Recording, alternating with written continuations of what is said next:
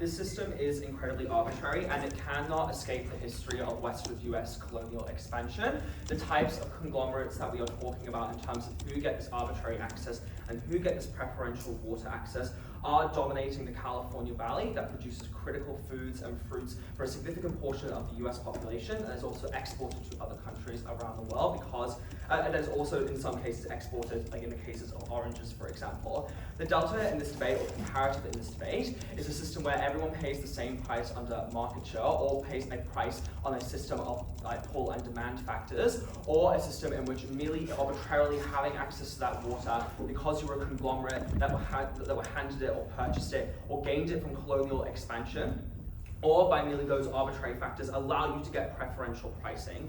Two arguments in the speech. Firstly, on the principle of why this is simply an immoral system, and secondly, on why we get more market competition when we charge market rates.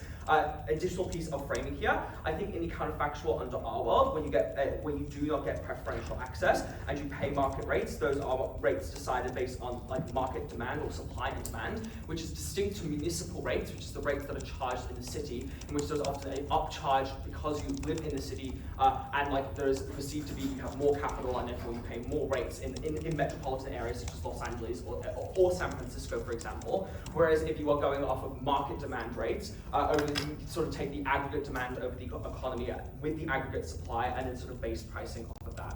Firstly, on the principle, I think currently in the status quo, rights to water are dictated by the oldest accessor of water, but that doesn't mean that it's the oldest accessor based on the convenient chronological time of, like, say, of Native Americans in the West. That is based on when they started to recognize who was the right owners of that land or introduce those forms of economic system, which was conveniently just large white-controlled conglomerates when the US expanded into the West. And those often still, like, they've been passed down by generation to generation as large conglomerates are still sort of extremely tied to that colonialist past in the West and in California as a whole. I think as a result of this, is arbitrarily disenfranchised indigenous people from access to water, and because those people simply have a disparity in terms of their land rights, they now have a disparity in terms of their water rights, which we think is an immoral situation in the status quo, because that impacts their livelihood. It entrenches further this disenfranchisement that came from illegitimate colonial expansion, and we think that the status quo is an economic model built on colonialism. We think that when you have market rates and you give all entities in the scenario a fairer situation in which normal demand, if you give them a more fairer situation, I think that is a more equitable system in which you can allow more entrance into the water system in California here. I don't know how you call water economy. The water system in California. Let's talk about competition again, because this is the main push that side affirmative will give you in this debate.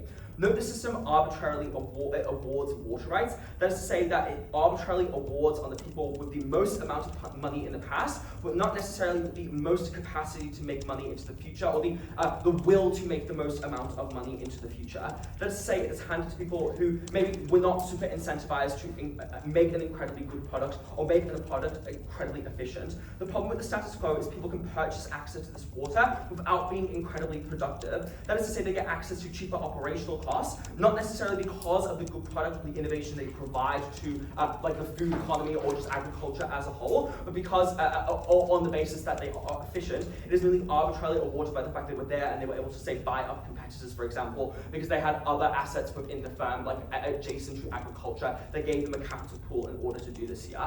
I think what this means is they can produce less with the same amount of water, and they can afford to produce that because their costs are much lower and they have that capital sink to go into. The impact here is that instead of improving systems and improving products to give more supply, for example, like instead of innovating in order to produce more oranges or to produce more food to increase supply, you are incentivized to keep things stagnant simply because you are under less pressure in terms of the water usage that you are making use of. I think the status quo, farms and conglomerates are only hitting that demand mark in order to keep their operational costs low. Disproportionately farms owned by large conglomerates. I think like Bill Gates owns like a fuck ton of land in California and around the United States, for example. A few ways that this system is able to fix this. Firstly, I think everyone now pays the same price of water, so you must be the most efficient converter of that water in terms of the end product that you are making here.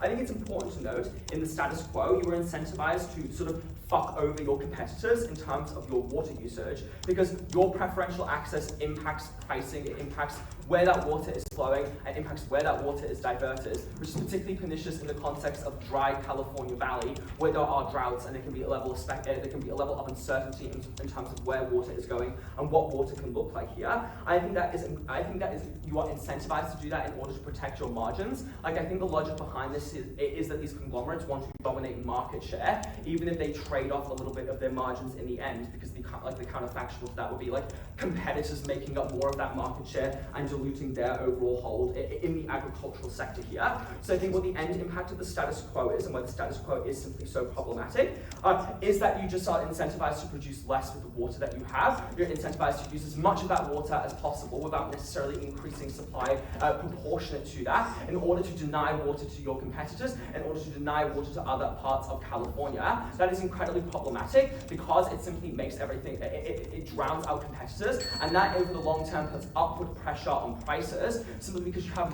less entities setting the prices for food. It is easy to do things like price control and price monitor, which are looking at everyone's prices and getting away with the fact that everyone can kind of mutually rise prices over time. Whereas in the counterfactual, it becomes easier for new entrants to enter the market when they are contingent on using water and pulling from rivers, for example, because they are not crowded out of the system, because they now pay a market share that is equal to everyone else, and there is now restrictions in terms of the ways that you can simply use the water that you arbitrarily have preferential geographical access to here.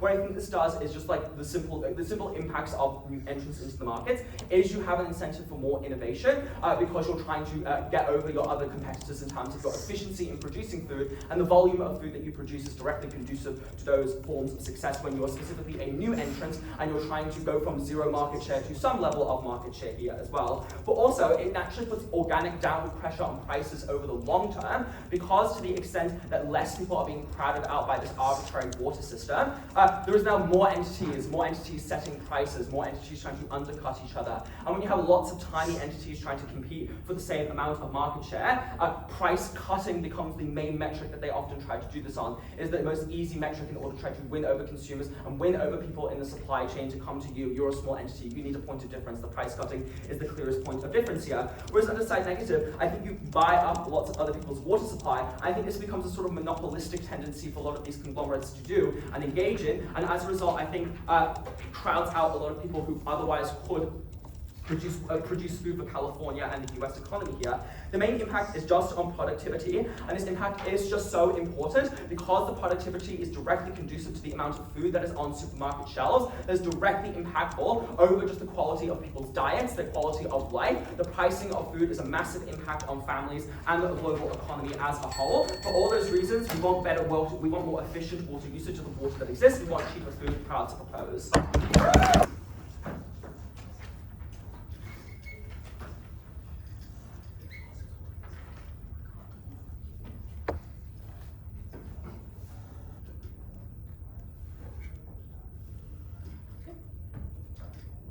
On setup, let's just be clear what the riparian and appropriative system look like. In the riparian system, the river runs through your land, so therefore you can use that water for yourself. In the appropriative system, if you at some point in history had access to or had rights to that water, that explains why you have continual rights to that water. So for example, if you're an indigenous community who use water in a specific way, even if that has been changed and say your rights have been encroached upon by a conglomerate in the future, because of the first in time, first in right clause, that means they still have access to it. And I think this is stuff that can be proven on our side. So the fact that like you can look through maps, you can look through historical records, these are things that preceded industrialization and the conglomerarization of stuff that this team was talking about. You had rights before that process started, so that is why you still have access to that water on our side. Secondly, what is the market rate? First of all, this rate, just by the info slide, is far higher, 20 times higher, more for each unit of water. But second of all, the market, actually don't worry about that. Cool. First argument then about why agriculture just gets way more expensive. And the framing at the top of this argument is a fewfold. First of all, agriculture, as this team tells you, is very, very big industry in California. It is the biggest food producer in the US, and it's very expensive currently for the US to import food because they are in a high tariff environment. They're also a huge exporter of things like cotton. I guess per the info slide, 80% of water is used for agriculture. That explains why agricultural impacts in California just have huge national and international implications. quotations, and that is important in debate. I'd also note all their material or new entrants or smaller farmers who you ought consider as vulnerable in this debate are contingent on these actors being able to enter the market in the first place, so i.e. being able to afford the initial market rate, which I think is higher. First thing I'm going to prove then is why water usage just becomes hugely more expensive. The first reason here is just the market rate is just higher. This is because when you first start using the municipal rate, which is higher than the previous amount, that creates an injection in demand from farmers into this aggregate market. And simply because there is way more demand, that drives prices up. Which means that, for example, the price of water per unit for everyone, including poorer farmers, including farmers who only sustain their business because they have access to water on their land, like family businesses, are priced out of the market. Secondly, that explains that even if there is the same amount of water usage on either side, the rate that you pay under a market rate is just far higher than what they would pay in the counterfactual. The second thing I'm going to prove is just why their water is allocated far more inefficiently. The first reason is just now more bigger companies can price out smaller companies or smaller farmers. What happens before is that you have, on our side I guess, is that you have access to water on your land because you own the land, you have a legal right to their land. On their side, when you have a market rate system, now everyone has the right to the same water. The only differentiator is how much you can pay to access the water. So I think that looks like big farming conglomerates like Dole can just purchase billions of more dollars or units of water than they had before, because now they have rights all over the river. It's not just the plot of land that they own. I think that's important because that drives up prices because there is less supply in the system. If Dole takes out more of that money, more of that water, that means that other farmers across the river have to pay more money to access water that they should have been entitled to on our side. That is particularly harmful in the long term because it means farmers, especially the poorer and the more vulnerable ones, often in indigenous communities or disprivileged communities, have to pay far more money on water. That means that comes with the trade-off of spending more money on efficiency, so doing things like investing into recycling or better irrigation technology, green water practices, environmental safety, etc. That has extraneous harms as well. Why do we, I think one final additional reason about why there's inefficiency is, I guess, before, when you had right to water on your farm, you had ownership of that water. When you remove that ownership, that means the river, you only have access to the water that you can pay. And that is problematic because if an upstream corporation, so say like Dole, uses up water and say that water dries up because of like the drought in California, you have less of a legal right to say that you have access to their water. So that just means you're completely fucked over because you don't have that. The impact at the end of this argument is pretty simple. First of all, water prices just go up, and that means that flows onto the consumer. So when water prices go up, that also means products go up. That is bad for the end consumer. But second of all, I think this drives a series of anti-competitive behaviour, especially amongst quite monopolistic and large agriculture companies, because they're able to artificially rise up prices. I think that exacerbates the impact I explained above about why it's particularly bad for consumers. That means that people are more food insecure. It means they can't do things like just put food on the table or put healthier options for their kids. That is bad. But also, it means that you're less drought resistant because there is an incentive now to use water inefficiently. That also means you're less resistant to drought. Finally, if you believe that big corporations are somewhat inefficient, as this first affirmative was to tell you, because they keep production the cost low, or they don't have an incentive to innovate, you best believe that the market is more captured by those actors on their side, and that's overall worse for efficiency. Second argument I'm going to explain is why we get better water conservation on our side. The first thing here is just you get more investment into your own water source when that source is yours. That's for a couple of reasons. First, it's just that you are the guaranteed owner of that water. Like, for example, that is the river next to your property. That is the water that you always have. The problem on the comparative is that you have a perverse incentive to use as much of the water as possible because you're not guaranteed access to that water in the next season, next year, or even within the same system because you can't dictate the amount of whether like demand will exceed supply. But on our side, you have an incentive to preserve that water because first of all, you're not worried that someone will take it because they're able to price you out in the future. So that means you do things like you invest into better recycling infrastructure, you do more efficient irrigation, you're more careful of soil erosion, etc. But second of all, you just can't get water in some cases. Like if you can't pay for it, you only have what you have. So that's why you invest more in the plot of water that you have. The impact of this is, first of all, as an individual, you're more likely to care for your water, you're more likely to up the efficiency of your own water, but you also care about like the environmental implications, etc. But second of all, I think this opens up political capital, especially for poorer farmers, because now farmers are seen as more sympathetic actors. They only have what they own, they only have what they live next to, which means I think the government is likely to do things like subsidise recycling plants, or help with irrigation technologies, regulate water usage more, because that is the only thing people have. Final argument about why we get better Indigenous rights, or rights for people who, I guess, might have been encroached by colonialism or bigger corporations. The first thing here is just like they are most vulnerable to, first of all, not being able not being able to buy at the market rate, because I've explained analysis about why that rate is likely to be high. But second of all, I think they're most vulnerable to being priced out by larger farming corporations who can buy up more of that water and leave them in the dry. Secondly, I just think they very clearly have rights under the allocative or riparian system. I explained in setup why you can do things like look through historical records, etc. And their analysis about more like, colonialism, etc. Like, obviously those records happened before that process of industrialization.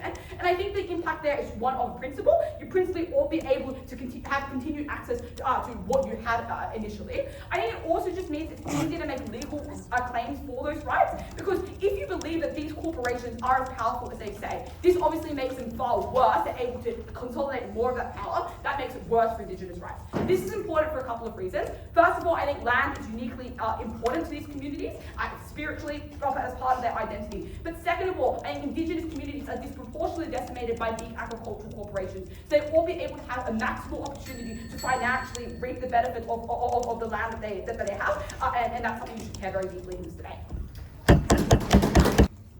Let's start by talking about cost, because the arguments raised by negative are nonsensical. The first thing they claim is just, we know that the rights are higher. But Owen explains the distinction between municipal and market rates. That means that his argument just does not make sense. It does not immediately jump to be 20 times more expensive. The second thing they say is that it's going to increase because there's significantly more demand now. But that also doesn't make sense, because there's the same amount of land that's trying to access water, and there's the same amount of water. What changes is where that water is distributed. Because in the status quo, people that exist on existing waterways have a lot of access to water. So maybe now there's more competition for the water that is there. But the problem is that people that do not farm on very large waterways, maybe they farm in places that comparatively have less water, or maybe they farm in places that are more vulnerable to drought, so they have shallower rivers that means they might dry up, or maybe they're downstream, which means they might lack some of the water access if people take too much water. Those people cannot access enough water in the status quo. So in the status quo, those people do need to pay incredibly high market rates, because there is not much water that gets to the end of the river to then be distributed to all of those people.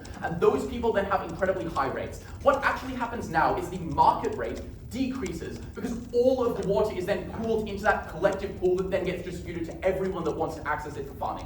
So the actual quantity of water does not change in this debate. The quantity of people that are trying to access the water does not change. What changes is whether some people at the top of rivers are able to access disproportionately huge amounts of water for disproportionately shallow rates. That means that the net, so many of their harms are just downstream of this kind of assertion that you increase the cost of water, because the impacts about people like having more efficient farming technology is just based on whether you have more money because the water was cheaper. The impacts on things like water conservation are based on the same premises, and it's such a flimsy start to their case, and it's the price does not actually increase for all of these people. Comparatively, we do manage to actively decrease the cost for a significant number of people, because those are the people that do not have the current preferential access to water treatment. I'll talk about whether those rights are arbitrary or not later on, but just on a practical level, that means significantly more people are able to access a greater quantity of water. What are the immediate impacts of this? Firstly, more land can actually be farmed on our side, and that's incredibly important for things such as food for California and the US at large. Because there are large swathes of California that, when it enters drought, which is incredibly common, significantly lose a lot of their access to water because they have very volatile supplies based on the fact that their rivers are shallower or they're more downstream. Those people have a more consistent ability to access water under our side, which means that some farms get very consistent access to lots and lots of water because they're at the very start on their side. side, we are able to distribute it to a large range of people, and that's particularly good. But the second thing that we explain is that the types of the people that are able to access that water preferentially are likely to access disproportionately large quantities of water, which means that then, for a couple of reasons. Firstly, because it's an actively anti-competitive thing that they can do to then drive up the cost for all of their competitors, which then means they have very little incentive to learn how to use that water more efficiently. Some people probably do have an incentive in the status quo to use it very efficiently, but they do not have the water to use in that efficient manner. Comparatively, people that currently have the incentive to take significantly huge, disproportionately large amounts of water and not use it particularly, and they do not have the pressure to use it particularly efficiently, and now pressure to use it more efficiently on our side, so that's particularly beneficial. Let's next talk about pricing out, because I think that, again, their premise on pricing out relies on believing that these large corporations do not just in the status quo buy the places that give them the most preferential access to that water. I think that if you are a massive farming conglomerate, you have the incentive in the status quo to buy the types of land that gives you very preferential access to water. I think that they're likely to try and price people out comparatively onto both sides. Comparatively on our side, we explained that there are more people that are able to start to farm. And the reason for that is it means that you do not need to have the money to buy the most preferential lots of land to become a comparatively more competitive farmer. There are more places that you can enter that market and still have some access to water. Maybe those people do not have access to huge amounts of water, but again, the comparative isn't on the alternative. They likely have very, very little at all. So that means they do not have much benefit. So the second thing I want to explain is just in terms of water conservation and farming efficiently, because the additional incentive that likely exists in the status quo, and I think this is likely to occur both because they have the incentive, but also because it's just naturally very likely to happen, is that I think that water is likely to be significantly more contaminated downstream on side negative, and that leads to more dirty farming practices, and I think it leads to worse things for water conservation as well. Because if you are at the top of the river and you're trying to collect all of that water, firstly, I think just the process of taking all of that water out of the river is something that has risks of contaminating the water in the process. I think comparatively under our side, that water goes relatively untouched to the large water pooling centers where we then distribute it out, so it's comparatively more likely to be clean just because it is not interfered with as much. But secondly, you do have an active incentive at times to try and damage that water, and maybe they'll probably respond by saying that you have legal protections or ways that you can sue people. But I think to the extent that you can, firstly, if there's large corporate conglomerates, I think that you have the legal means to try and get around that. But I think additionally, it can also just be incidental, and I think you can play it off as being incidental. That means that you end up with more, less clean water to people that are not as high up on rivers, and I think that means that therefore people are not able to farm as efficiently, but it also leads to dangers where you're just using dirtier water for farming, which is then bad for all of the consumers. The next thing I want to talk about is whether or not these rights are in and of themselves arbitrary. The first thing that they say as a big claim is that indigenous groups are likely to have significant access to these rights because they were able to access these rights before. But I think this is also fallacious. The problem is that the rights that are not for the people that are actively on land that I've momentarily forgot the name of are based on the premise of whether or not you had the land rights previously, because that's how you prove that you had the active right to the water. Because anyone can use water regardless of whether or not you have a consistent, necessary legal right. The problem that occurs is that people that have historically been deprived of land rights are then going to find significantly greater difficulty in proving that they deserve access to the water rights in the future, because that long-standing connection to the rights to the water is something that has been interfered with. That means that indigenous groups are very unlikely to be able to access those types of rights on side negative. Comparatively under our side, potentially they are, that means that, and additionally, I think those groups are people that are more likely to get priced out of land that is more geographically favorable by these conglomerates as well, which means that, again, even if you don't believe that they get a massively huge amount of water on our side,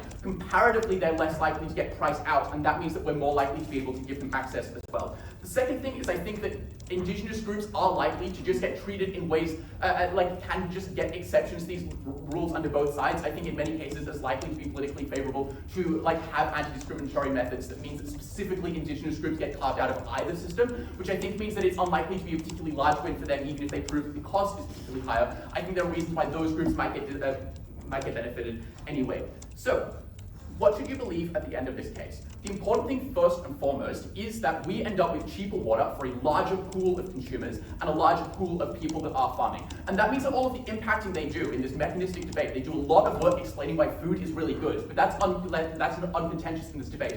We end up with cheaper food because we're able to have a larger pool of people farming, and those people are more likely to farm in ways that are more likely to be economically efficient. Because every farm is now incentivized to learn how to use their water more efficiently. Because no farm is able to get preferential treatment to have disproportionate disproportionately large amount of access. The only reason why you have that disproportionately large amount of access is because you can pay more for it, but that still means that you have the incentive to learn how to use that money as efficiently as possible, which means even the big corporations are still likely to try and farm as efficiently as possible on our side in a way they might not be as pressured to do under side negative. So we get more people that are able to farm, we get more land farmed, we get that land farmed at a more efficient rate. We win this debate.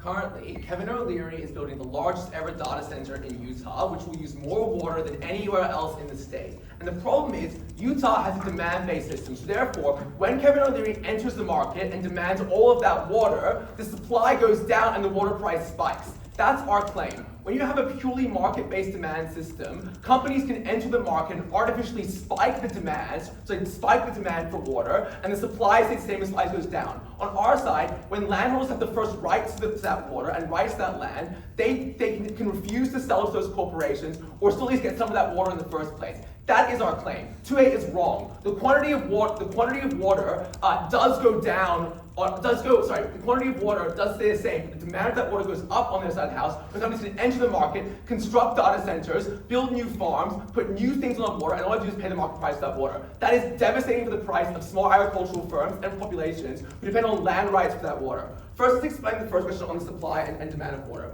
Their claim is that markets will kind of set it all up and therefore it's okay.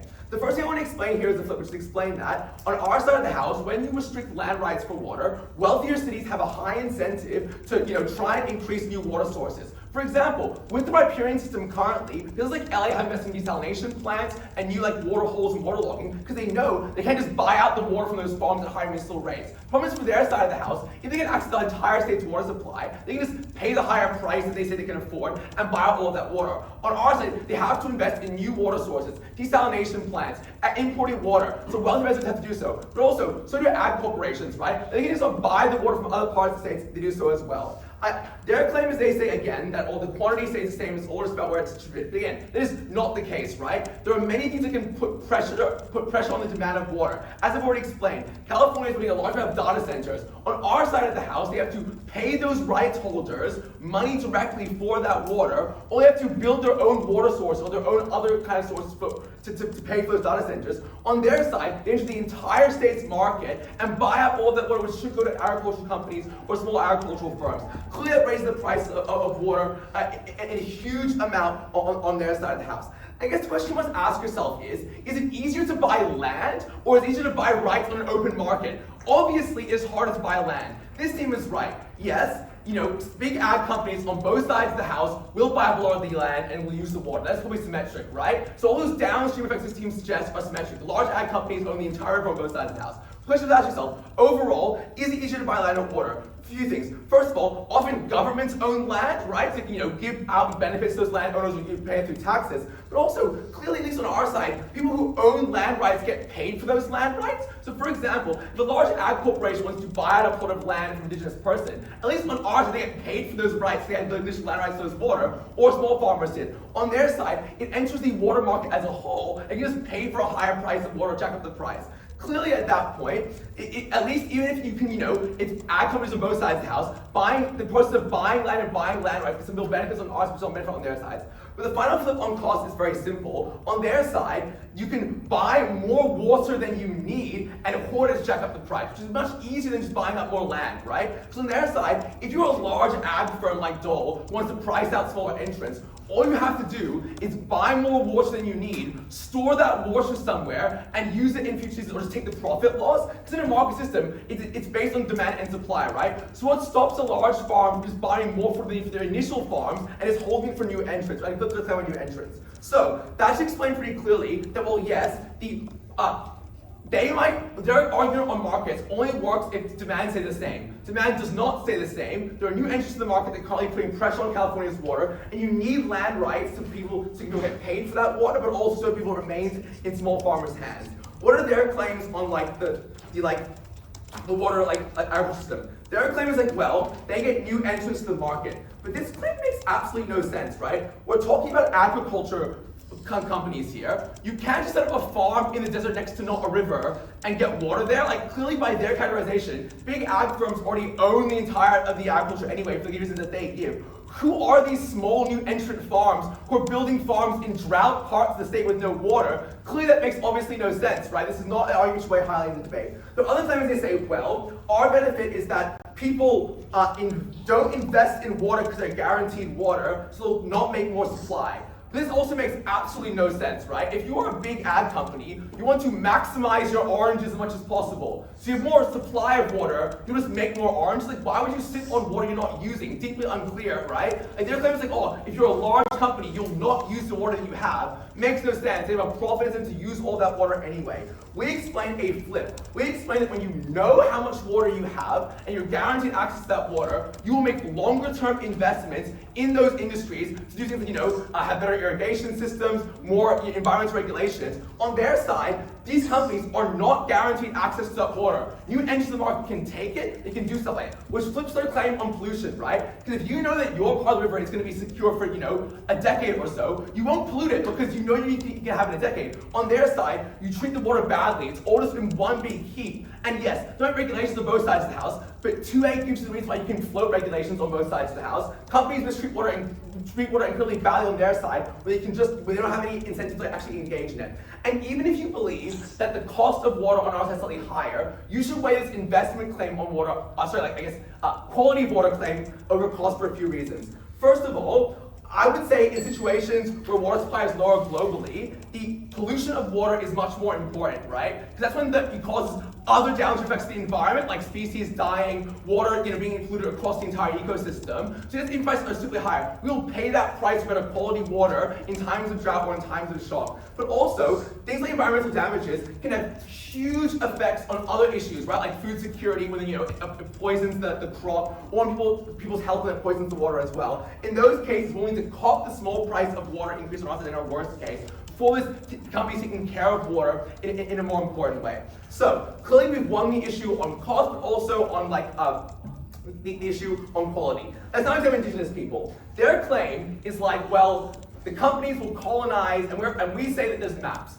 The deadlock breaker here is pretty simple. California is a very woke and progressive state, right? California respects indigenous rights more than any other state in the country. MEC is very simple. The majority of California is LA, San Diego, San Antonio. They vote for extreme, often socialist candidates who are very pro-indigenous rights. So if a California court makes a judgment on our maps or their colonizing, obviously our maps are going to win. And this is why on our side we take a clear win on indigenous people. Because on our side, one, they can sell their water rights for profit. Like, indigenous people aren't farmers, right? They're going to farm their own land like apps suggest. They sell the water rights to ag companies for profit. On their side, they can't do that at all. So it's a slam dunk for indigenous people as well. But secondly, they can just hold that land in itself and still have some use for it for cultural reasons. On their side, the water gets sucked out of that land because, as they explain, only primary agricultural land gets water in a market system. Other things to keep that land. So we can clear slammed up indigenous people. But finally, on our side, at least they can try and sue for it.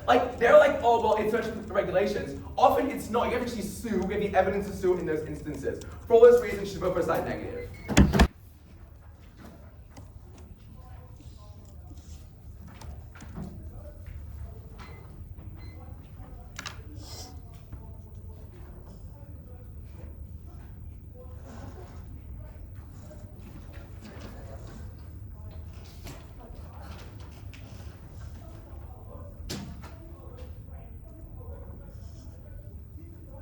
Passionate speeches in the other room. Some passionate speeches happening in the other room. They care a lot more than us. I'll think about it.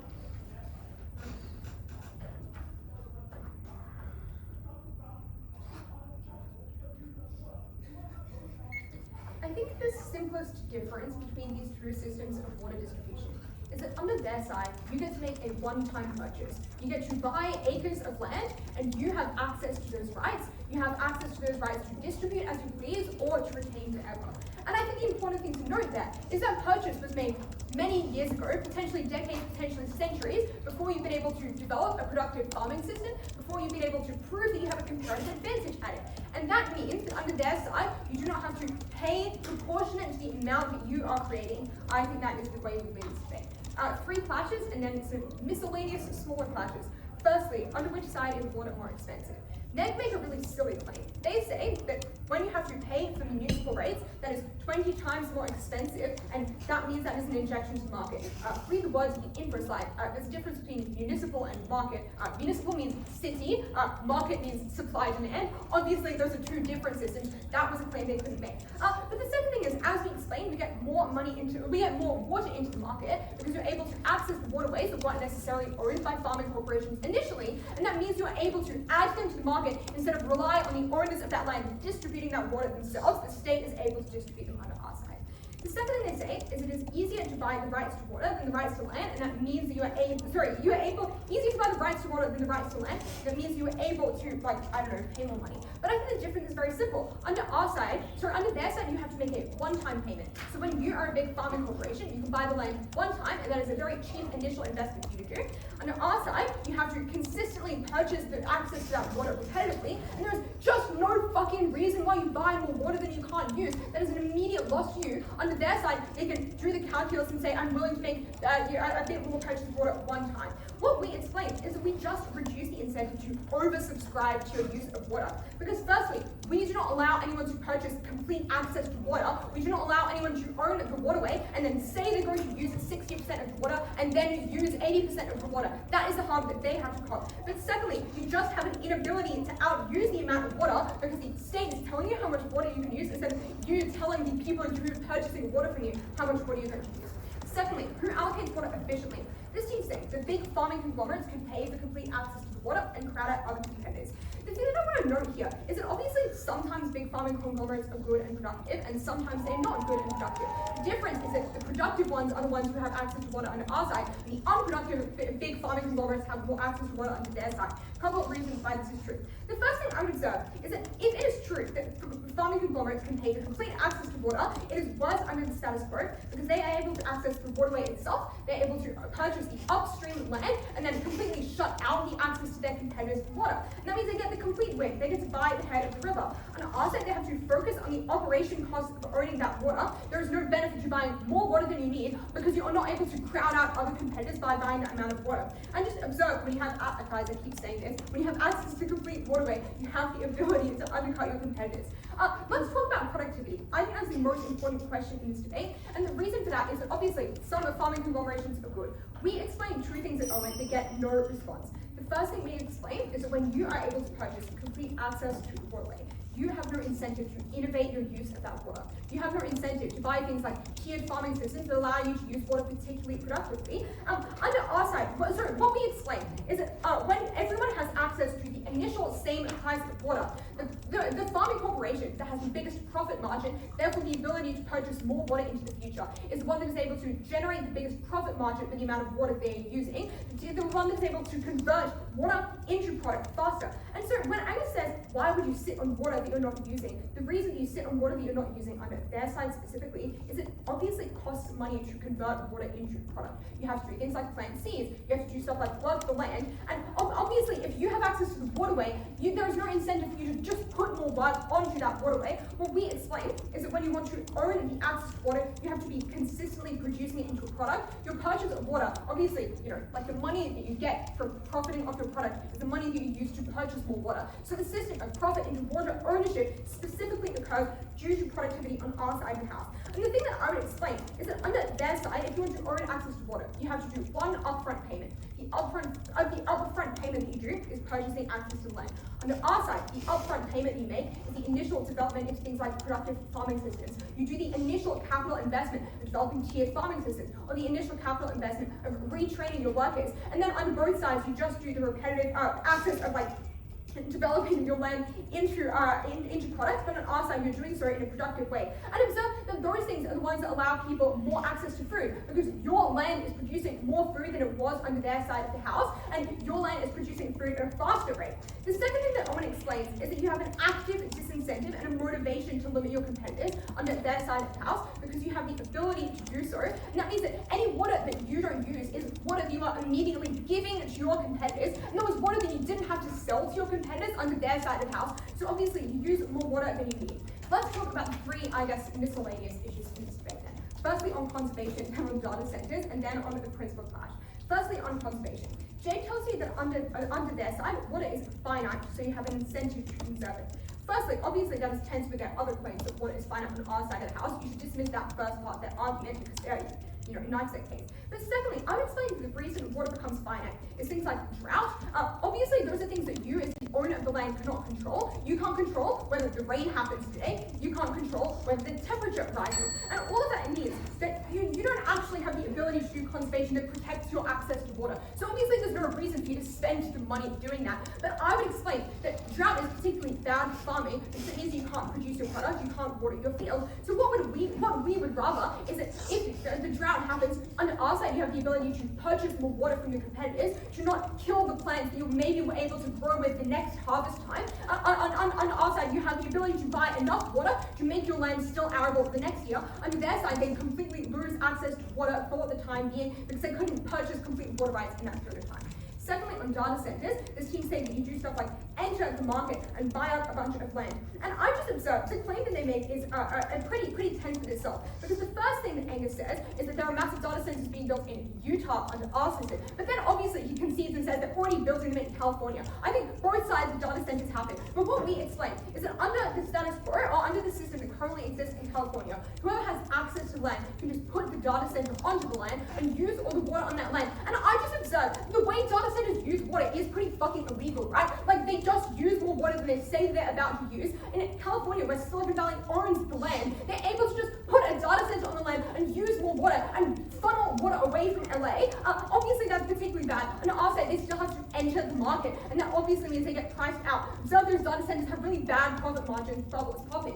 Finally, on morality, what we explain is that under the system of allocative water rights, rights are accessed by history. This is saying that obviously indigenous people clearly have rights to their land. You can look through maps. But if you read the simple words of the info slide, it doesn't say the oldest people, it says the oldest rights holders. And unfortunately, even when you look at the maps, when the Supreme Court has to interpret the Constitution written at the time those maps were written didn't unfortunately recognize those indigenous people as citizens of the land, therefore could not recognize them as owners of that land. And so when this team say that California is super woke, they would respect the maps. Unfortunately, the judges have the first incentive to interpret the Constitution. The Constitution never offered them the rights to that land centuries ago, so only under our side are they able to access it. The main affirmative mechanism that they tell you down the bench is that when you put price pressure on firms through their inputs, they're forced to be more efficient. But there's a clear problem with this claim, which is that only conglomerates can afford the price input being multiplied by 20, or on the best side on their case, being multiplied by a factor slightly less than 20. This punishes smaller farmers for not having scale. This punishes them for having smaller profit margins because they don't overcharge their communities. And what this means is because you have things like conglomerates have scale, they have larger inputs, they have higher quality technology, they can afford to pay the higher rate for water, whereas smaller farmers often just cannot internalize this cost, and this shock pushes them out of the market. This means that smaller farms just do go under because they cannot grow more oranges. They're limited by land size, they're limited by capital, they're limited by staff. I think this is a pretty ridiculous claim for you to be like, well, let's just times all of these inputs by 20, and that pressure is going to make these smaller farmers suddenly better at farming. I think they're doing a pretty good job. The problem is they just get outcompeted by conglomerates under their side of the house, especially when you're already a small farm, you already have a tighter profit margin, and now you have to compete with the entire market rather than having access to the water that's on your land. But the third thing I would explain here is that conglomerates are now empowered to price set and outcompete smaller farms for water. Because on the negative side of the house, you are at least limited by the water in your river. If you did get the upstream amount of water, you are limited to that. On affirmative, you can buy up the water in the entire state. Your actions impact all of the smaller farmers in the entire state and whether they're able to stay in business. Obviously, the harm under their side of the house is far larger. There is far more potential for monopolization and things like that. So it's not just about the price and the demand staying the same, it's the way the rights are allocated that changes, which means conglomerates now have the right to infringe upon the water usage of literally every other farmer in the state. Angus then explains that there just is a profit incentive to use your water efficiently. And I think the intuition you should believe here is like, if you own the land, that land is free for you every year, but you still want to use it as well as you can, right? So even if the water is cheap, you still want to use it to maximize your profits as much as possible. I'm just unclear why these people are paying water usage rights and then just like wasting the water and not trying to maximize their profits as much as possible. I just don't think you should believe that there is a mythical bad farmer who owns a ton of land because they bought it centuries ago. If your farm is inefficient, you just have lower margins, you get bought out or outcompeted by other conglomerates regardless. I don't think this is a claim that you should believe. But the flip on efficiency is this. When you are physically limited by the amount of water that you have within your land, you must do things like use more efficient technology. If you want to expand profit margins, if you want that water to be used more sustainably. Large corporations don't have a cap on water under their side of the house, which means you don't make that necessary upfront investment when you know you can buy more water to support irrigation, when you don't care as much about being drought resistant. And this is because shareholders obviously care about things like quarterly profits, they care about their investments going up. It's unclear that they ever think that this is a worthwhile investment when you know you can just buy the water from the rest of the state as well. The third thing then is they say more land can be farmed, but I think they prove this in a really uncertain way, because farms are built along bodies of water across the world, even when there is a demand-based market. And this is because it's more efficient. This is where agricultural land was developed throughout history. The flip we provide for you is that on our side, governments and corporate investors are incentivized to expand water sources. On our side, they're incentivized to do water desalination, to expand farming, and to support things like drought relief. This is what California does. This uniquely enables more entrants. So on their side, you're still just capped by the amount of waterways and things like that you can access. We're the side that's able to get you better farming water that's distributed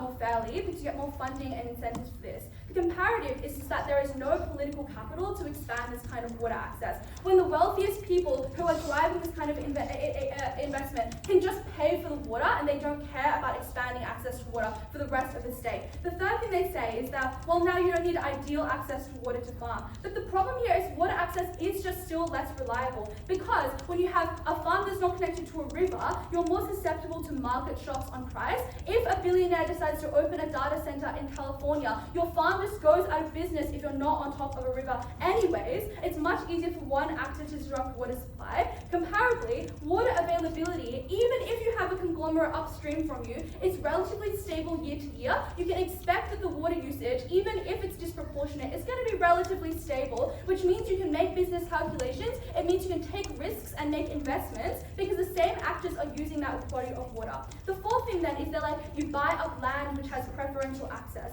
But the problem on their side is when they want water, they don't have to buy the land. They can just pay for the water on the open market and have as much fucking water as they want. On our side, they just have, if you're a small farmer or an indigenous community on their side of the house, you actually have no legal way to preserve and hold on to your right to water, because on our side, you can just choose not to sell. Like if you have a family farm and you don't want the conglomerate to monopolize further, you can just choose not to sell, and that's free, right? Otherwise, you can just like take a profit from selling that land as well, and that is still more principally justified. The fourth thing then here is on hoarding water. Obviously, you just still have to pay water usage rates, so it's unclear to me why you're just going to waste a lot of money on that. But additionally, you have less incentive, because the water source is yours, right? Even if you're a big conglomerate, you don't want to dry it up because you still need to use it in the next year. Or if in the next season there is a drought, you're going to really regret drying up your water source, which just means you have far more incentive to use it sustainably when you own that piece of land. But additionally, when you're a large conglomerate and you, for example, use up all the water because you're upstream, that doesn't really have as much of an effect on the market or competitors across the state. You only get to affect the people who are downstream from you. Whereas under a market system, you're far more incentivized to buy a crap ton of water because you have to price out literally everyone in the state, and that gives you a far higher incentive to do that kind of anti-competitive practice. But the final thing I don't think this team acknowledges is that under a water usage system on our side, the people along the river have legal rights to the water that is in that river. So if you overuse the water, you have to pay water usage rights to those people as well, which just means that they have far more of a legal ability to protect their own right to have access to that water. But additionally, Jade just explains to you why we have far more political capital in order to enable that kind of thing on our side of the house. And finally, on conservation, you just have a greater incentive to protect water. It's much harder for you to dodge lawsuits on our side because the direct impact of your water usage is felt downstream, whereas the impacts are spread further across the market. It's harder to identify an individual actor that you can sue under their side of the house. Water lawsuits are just incredibly successful on our side in California. That is something that you immediately lose when you grant market access. Finally, on morality, I want to talk about Indigenous people first, because this is a group of people that's highly vulnerable. You should weigh the scale of their communities and the necessity of their access to water. One Angus asserts that colonialism means you don't get this, but obviously politically, as Angus explains in California, you do recognize First Nations. The problem is that in practice, Indigenous communities have been displaced. They physically had their land encroached upon by farms and corporations, which means that for these communities to get access, they need to be able to access their traditional water source, and you only get this under an appropriative water source. And this is important because obviously you get cheaper usage of that water, but that specific body of water has cultural significance to these people, which means under market rate, you don't get access to any of those things that make the water important. You just get expensive water out of the pipes. We get better appropriative access because, as Angus explains, it's quite woke or whatever. But additionally, they explain that it's politically favourable to do anti-discriminatory clauses, which explains there is political capital to allow Indigenous people and grant those kinds of land rights. But furthermore, land can just be transferred. For all of those reasons, we're very proud to oppose. I'm going to first prove why big agriculture gets worse, because their benefit on cost, which I think is the only benefit in this debate, boils down to whether new entrants can now enter the market and now stimulate competition to reduce those prices. We explained that there is no room for these hypothetical new entrants to enter the market in the first place. We explained geographically at Angus that big agriculture and small farmers have already bought up all the arable land on the fertile riverbeds, etc. So ask yourself, where are these new entrants even setting up in the first place? But second of all, we explained to you, and by their own analysis, that the market is already quite concentrated and monopolised by a few big agricultural firms. So then ask yourself, even if these farmers are able to break into the market, it is unclear that they are productive enough on their own sort of, shitty plots of land to meaningfully compete, let alone purchase water at an artificially elevated market rate. You don't even have to believe that that elevation is big. Even a little bit means that they don't get their benefit as much as they would like to. So that explains, even if they get a few new entrants into the market, you should believe that they are few and they are quite weak additions. We make a far simpler claim under this issue. We explained that big agriculture can buy up plots of land symmetrically in this debate. The difference, therefore, is that the market rate gives farming conglomerates an extra evil tool to concentrate their power. So, on their side, not only do they continue buying up all the land as they currently do, but what we proved to you is that they additionally are able to buy up everyone's water on top of that. What are the implications of this debate? First of all, it entrenches anti-competitive behaviour far more than what is currently the norm. And I think this weighing is important because even if you get a 2% increase in this sort of artificial inflation, that is devastating because it means that you impact the prices for people's groceries. It means that consumer products just do go up in a couple of dollars. It means that people in America who need to survive on these foods have to just pay more money in a cost of living crisis. But second of all, I think we flip their investment claim because as a farming corporation, if you can now profit by just buying up additional water instead of buying up land, or you can do both at the same time, that is far easier, we explain, than investing in better irrigation systems, better recycling systems that come with a greater upfront cost. Clear win on that. Second of all, I'm going to explain why we independently win on water conservation. I don't think I have a positive benefit here. We explain that the supply of water increases on the outside. It means that wealthy cities like LA, etc., have to invest in new water sources because they can't just buy up different water from other places. So that means they have to do things like invest in desalination plants, which is already happening. It means that they have to invest in more efficient irrigation systems. And I think this is important on a large scale because, first of all, conservation, as we explained, just has a series of other extraneous benefits. It means when you have better conservation, that is better for the environment. It means that you deliver healthy water to healthier people. Secondly, it drops prices for everyone just because simply when there is more supply of water, that drops prices. But third of all, I think this is especially crucial in times of drought, which California is more and more prone to, especially as climate change gets worse. And it means on our side we get less wastage because there is an incentive to preserve your own water source. Secondly, we win this issue a second time over because we explain that individual farmers have an incentive to conserve and improve farms because they can't just go buy up other water. They only have their water, so that it creates an incentive for them to maximise the efficiency of their own plot. So at the end of this issue, I think we're far ahead because both the state and individual farmers push for better water conservation. Finally, on better individual rights, I think this is also an independent win path for side negative. We explain that Indigenous communities have historical and spiritual connections to their waterways. They already struggle to secure land rights.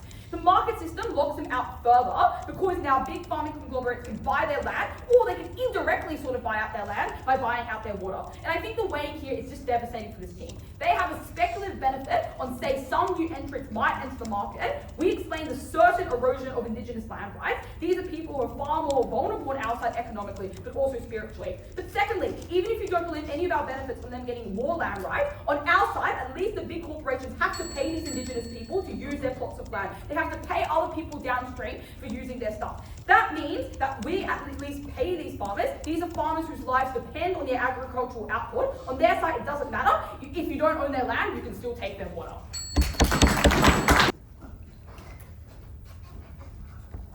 Two red herrings. Firstly, Indigenous rights. Their claim about Indigenous rights relies on California being woke and breaking its own rules, so they give people preferential treatment even if they didn't have historical rights. If that's the case, we explain that California is likely to just give Indigenous people lower costs and more access to water anyway, so it's likely to be symmetrical that California is woke.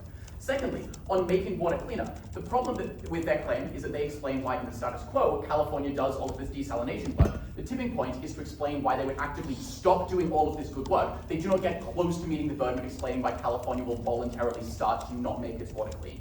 Where is this debate actually about? This debate is about cost, because their claims about cost rely on assuming that in the status quo, people are given a fair game and people play the game fair. But neither of those two things are true. The first thing that we explain is that in the status quo, people have disproportionate access to water.